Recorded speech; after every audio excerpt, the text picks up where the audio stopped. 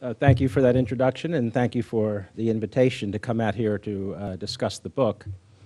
Let me say a few things about why I wrote the book in the first place.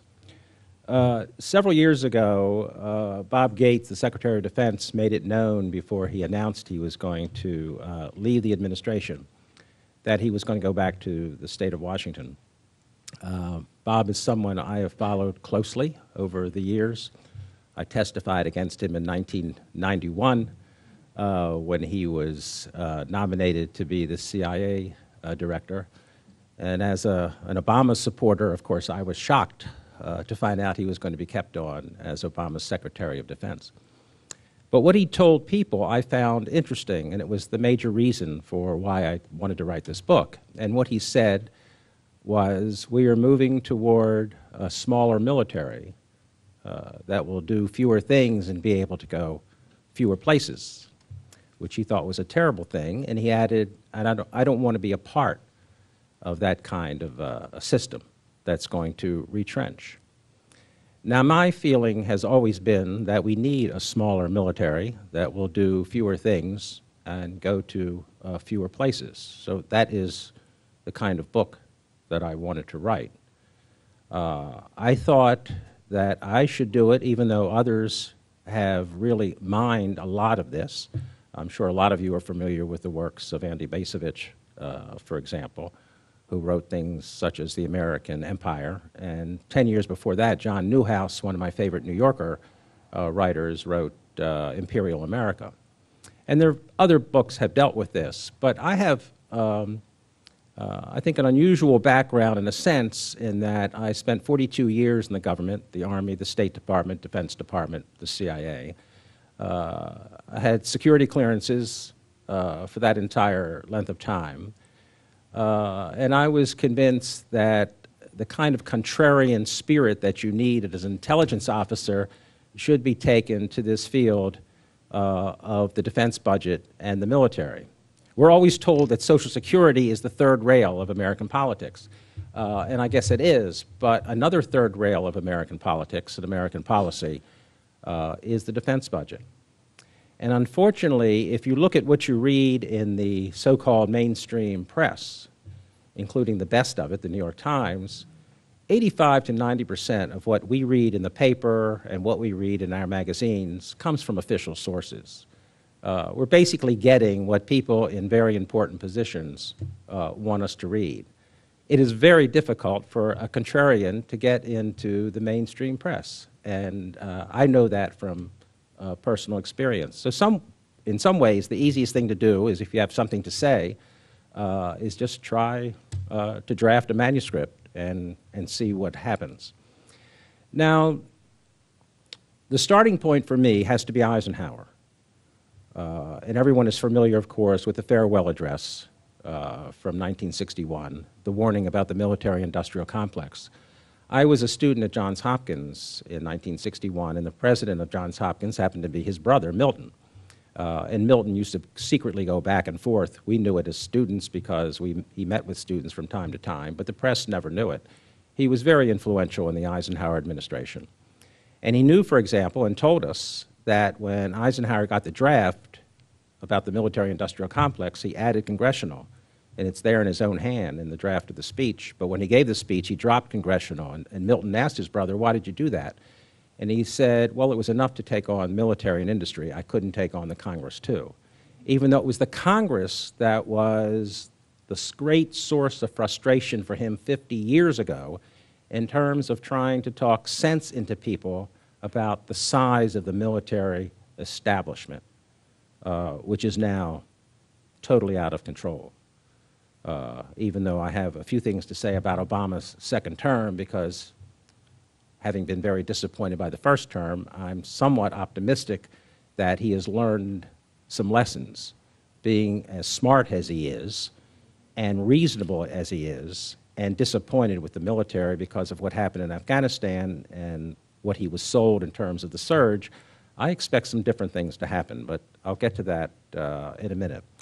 The other things that Eisenhower did that were important in this frame would be the Cross of Iron speech that he gave in his first term, in which he said, when we are spending these huge sums of money for the military, we're not only spending our wealth, and this is a quote, we're spending the sweat of our laborers, the genius of our scientists, and the hopes of our children. And he talked about if you didn't build a destroyer, how many schools and bridges and power plants you could build, or if you didn't build a strategic bomber, what you could do with that kind of money. And he stopped a lot of things. He didn't buy the Gaither report. He didn't buy all of the talk about the missile gap that John Kennedy unfortunately did buy into, even when he was told that the information he was giving in the campaign of 1960 was false. Eisenhower also talked about the dangers of permanent war, something that we should be familiar with because we've been in permanent war for the past decade. And he talked about civil liberties, which doesn't get a lot of attention, but should. And again, if you think of the last 10 years, and you look at the first 10 amendments of the Constitution, you know, what have we done about the Fourth Amendment, illegal searches and seizures? Think of the warrantless eavesdropping from the National Security Agency. There was the killing without due process of al-Awlaki, and some people had no problem with that. Well, what about the killing of his teenage son 2 weeks later, also an American citizen? The Fifth Amendment talks about due process. The Sixth Amendment talks about speedy trial. Well, if you're Bradley Manning, and I'm not carrying any brief for Manning. I mean, if we want to discuss WikiLeaks, we can. But the fact of the matter is we're approaching 3 years since Manning has been in jail, and the trial is supposed to start in June, and who knows if it really will. So that amendment certainly comes into play. And then the other night, a couple nights ago, I saw Zero Dark 30, which is, to me, started the wrong kind of debate. The debate shouldn't be whether torture works or not. The debate should be whether we should be engaged in torture. Now, the movie muddies the message, unfortunately, in terms of whether it works, even though it gives a very implicit but indirect connection. The fact of the matter is we learned nothing from the torture and the use of waterboarding that had any important relationship to the killing of Osama bin Laden. And the one person from the CIA who's a retired operations officer, who's been allowed to run around and talk about the importance of torture, is Jose Rodriguez, who was the one who destroyed the torture tapes, which I am told were sadistic in nature, as you can imagine. Now, he claims that he destroyed them because it would have compromised the identity of CIA agents. The CIA people who were involved in the torture and abuse and the waterboarding were masked, so that's nonsense. So this is a very dangerous activity for the CIA to get into because basically if Jose Rodriguez can write pieces for the Outlook section of the Washington Post and other places, he's getting these pieces cleared as a former CIA official. So I think the civil liberties aspect is important. And finally, Eisenhower said something informally that was not in any of his writings.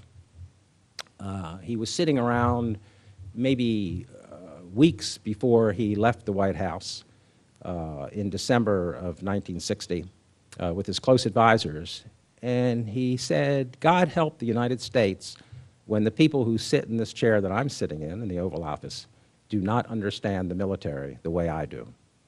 And he held off the military, and he held off the right wing, and he held off the Congress in a lot of military efforts. Now, I get into it in the book. I won't get into it tonight. There was a terrible area that he didn't hold off the right wing and the conservatives, and that was his use of covert action. And this cannot be separated from Eisenhower's overall record, because when you look at the CIA activities, illegal activities, I would argue, in covert action, they started in the Eisenhower administration.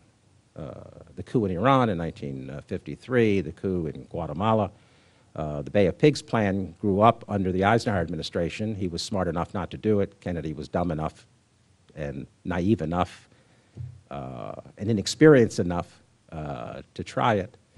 Indonesia. I mean, all of this covert action that we think about really had its genesis in the two Eisenhower terms.